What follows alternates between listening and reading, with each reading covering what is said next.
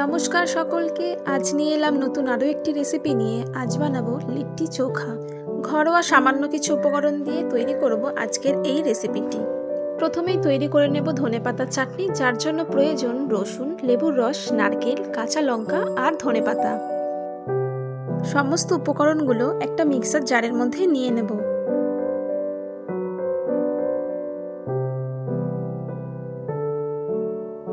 দিয়ে দেব তার মধ্যে সামান্য জল, সামান্য পরিমাণের নুন আর 2 চামচ লেবুর রস। এবার একটি ঘন পেস্ট বানিয়ে নেব।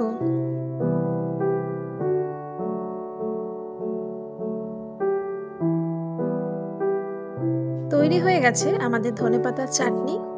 আমার এই চাটনিতে নুন আর টকের পরিমাণ কম হয়েছিল, তাই আমি সামান্য নুন আর লেবুর রস ব্যবহার করেছি।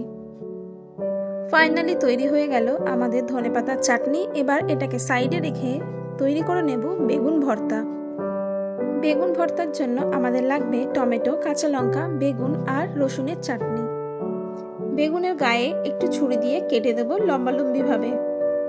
এবার বেগুন, টমেটো ভালো করে পুড়িয়ে নেব। আপনারা চাইলে বেগুনের গায়ে রসুন ঢুকিয়ে একেবারে সেঁকতে পারেন।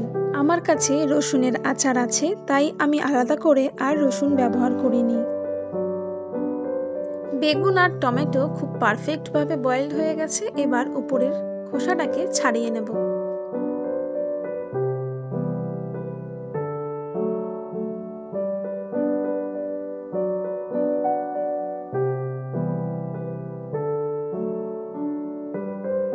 খোসা ছাড়িয়ে নেওয়ার পর একটি পাত্রের মধ্যে বেগুন আর টমেটোগুলোকে ভালো করে স্ম্যাশ করে দিয়ে দেব সামান্য লঙ্কা কুচি, পেঁয়াজ কুচি, পরিমাণ মতন রসুনের আচার,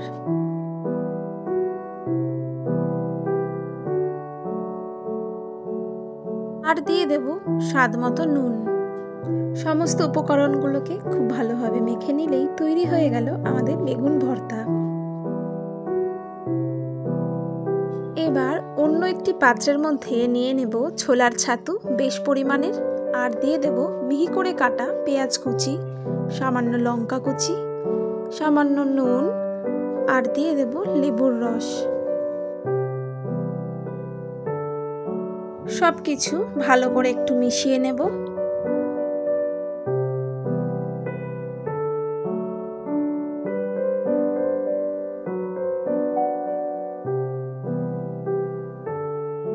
এবার মেখে নেব আটা। আটার মধ্যে দিয়ে দেব সামান্য নুন, একটু জোয়ান আর সামান্য তেল।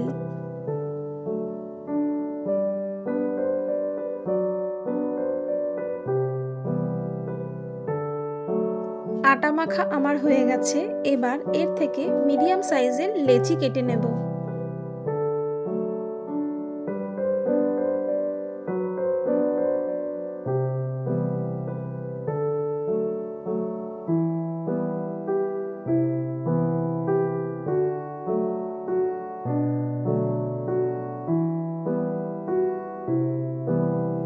এবার লেচিগুলোকে হাত দিয়ে ঘুরিয়ে ঘুরিয়ে একটু বাটির মতন বানিয়ে তার মধ্যে ছাতুর পুরটা ভরে মুখটাকে আবার ভালো করে বন্ধ করে দেব। ঠিক যেমন ভিডিওটিতে দেখছেন, ঠিক তেমন ভাবেই তৈরি করে নিতে হবে সমস্ত লিট্টিগুলো।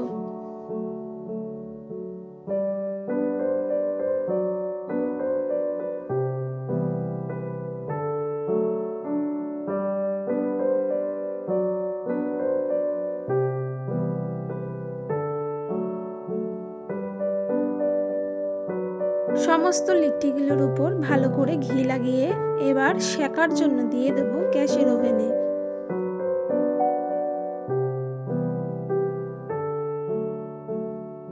বারবার উল্টে পাল্টে ভালো করে সেকে নিতে হবে, নইলে কোনো দিকে কাঁচা বা কোনো দিকে পোড়া থেকে যাবে। নিন, তৈরি হয়ে গেল আমাদের লিট্টি চোখা। এটা তৈরি করা একটু সময় সাপেক্ষ, তবে খাওয়ার পর মনটা এতটাই ভালো হয়ে যায় যে খাটনির কথা মনেই পড়ে না। সম্পূর্ণ ভিডিওটি দেখার জন্য অসংখ্য ধন্যবাদ সকলকে। ভিডিওটি ভালো লাগলে একটি লাইক, কমেন্ট, শেয়ার ও সাবস্ক্রাইব করে পাশে থাকবেন। উৎসাহ পাবো এগিয়ে চলার।